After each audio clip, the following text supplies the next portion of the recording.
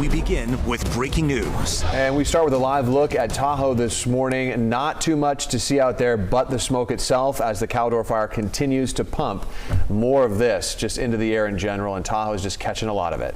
Well, this is new time-lapse video from an alert wildfire camera in Sierra at Tahoe. You can see flames behind those trees and again a lot of smoke associated with this. And this morning CAL FIRE is providing new information on just how large the Caldor fire is. And we now know the latest numbers show us that 204,000 acres have burned, an increase of more than 4,000 acres from yesterday. Containment is up slightly to 20% this morning. It was previously 18% yesterday.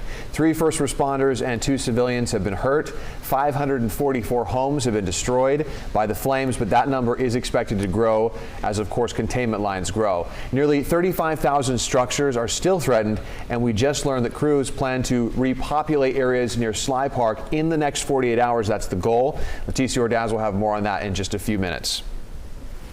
And we have team coverage for you this morning. We have meteorologist Melanie Hunter tracking how the weather will impact the fire. Also, we have mentioned Leticia Ordaz is near Sly Park with information on when some people could return home. And we also have crews in El Dorado County to give us a closer look at the fire. Brian Hickey is in South Lake Tahoe with the efforts to keep homes safe there. But we'll start with Mike DeSalle. He's in Echo Summit this morning. Mike, what have you seen so far? You know, it's interesting to just watch how different the conditions continue to change hour by hour. Now, this is a look towards Echo Summit. And again, you might be able to see in the upper left-hand part of your screen tints of blue, clear sky, even though there's still fire and smoke coming from just on the other side of Echo Summit and then from down below us here above Christmas Valley on this side of the valley. And then as we go off to the left, you're going to see the ridge to the east of us. That is where this fire jumped 89. You can see the smoke emanating up. The sun this morning lighting the back of the smoke and really highlighting that smoke continuing to come from this area of fire. But also want to point out what we've heard this morning because of, if you can tilt up, Paul, the blue sky and the sunshine. We've already heard a helicopter circling above, which could be a good sign for aerial operations. Now take a look at this video. This is the same spot looking across directly east, just about, when we arrived here about 2.5 hours ago. Significant flame lengths as trees continued to crown or torch across the hillside. This is the hillside, the area that is burned along the ridgetops in an easterly direction all the way to an area right around Fountain Place, if you're familiar with that. And keep in mind that because of this run towards the east, CAL FIRE does tell me that they are concerned about that area around Heavenly. So obviously that's going to be a focal point for them as they continue to watch this fire. But as you're looking live down on Christmas Valley, again, don't be deceived by the picture you see. A lot of smoke emanating up from the valley, but that's because of the fire that's on the hillside that we are standing above, not smoke coming from down within those houses in Christmas Valley. So still no structures damaged down in that Christmas Valley area. In fact, I can hear that helicopter coming again this direction. If we can hold just a moment, I'll see if it comes out of the smoke and you'll be able to see it. But at the moment, oh, there it is. It's down right against the ridge, Paul. It's lower down. You might be able to see its propellers as it's starting to about noon, going off about 12:30. Every once in a while you can see it glisten in the sun. Now, right now, it's completely obscured against that dark backdrop as it's a dark helicopter. There it is. It just emerged over the ridgetops, Paul.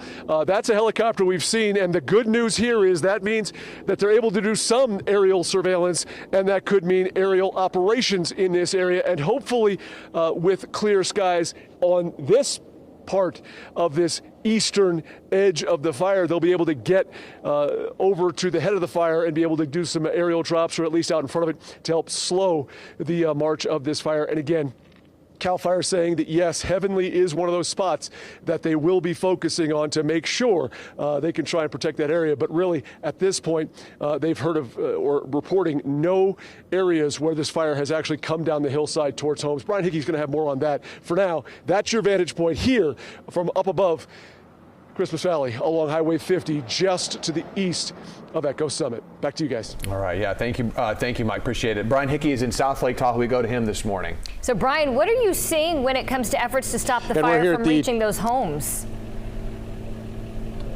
We're here at the top of High Meadows Trail here, where you can see behind me the El Dorado Hotshots are getting ready to head out onto the hill here, and also a couple of dozers that have already been in place overnight, and they've done a bunch of work here to clear it down to bare soil behind these homes here, so that if the fire does swing around and make its way back down the hill into this area, of course that would be a wind-driven event at that point if it's coming downhill. If it did come back this way, they've already got this area plowed. They've got crews in here, even around some of the homes. They already have hoses out in front of these homes ready to go should they need to jump into action in this neighborhood, as this is one that is very close now to where the fire is. It's up on the hill, like I said, up above us, but again, the fire in the vicinity of this neighborhood now, so that is why there's taking so much care here to get ready in case it does take a swing around. Take a look at what they're doing now. This is we found this crew yesterday over off of Apache Avenue, and in a similar situation, a neighborhood that butts right up against the forest, they use those dozer lines to then set a backfire. That backfire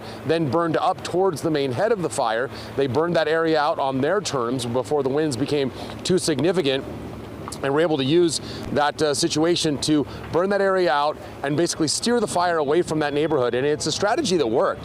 It pushed the fire up into the hills, and now it is burning well up above us, up on the mountaintop, or heading towards the mountaintops, and that has steered it clear of the neighborhood. But there's always that threat that the fire could swing back around, driven by wind, and either come back down into this part of the community or continue on that northeastern advance, heading over towards Heavenly, and then eventually into Kingsbury Grade. And that is why they have issued mandatory evacuation orders for upper and lower Kingsbury Grade in Douglas County, and evacuation warnings for those people on the eastern side of the Sierra. So back out here live again, you can see the El Dorado Hotshots suiting up for yet another day to head out there and do some work along the trail. And I'm looking at a couple of faces there. I believe that is the same crew that was over there in that neighborhood on Tahoe Paradise neighborhood on Apache Avenue yesterday, working so hard, and back on the line here this morning. Coming up at 8:30, we'll give you kind of a little briefing here. We've got a Tahoe Rim Trail topographic map, and based on the latest fire maps, I'll show you where we are and where the fire is in relation to where we are on that map at 8:30. Back to you.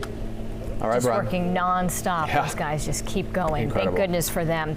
All right, let's get a look at conditions that will impact firefighting efforts today with Melanie. Yeah, so at least for now, we have a lighter wind that has been in place, and even Brian Hickey earlier this morning reported seeing his breath, so those temperatures did drop. We had some areas that had humidity values that did recover. Now, one of the spots where winds did stay a little bit gusty, although higher elevations along that Highway 88 corridor, spots I've been monitoring the past couple of days, in and around the Leak Springs area, and then also in and around higher elevations near Kirkwood.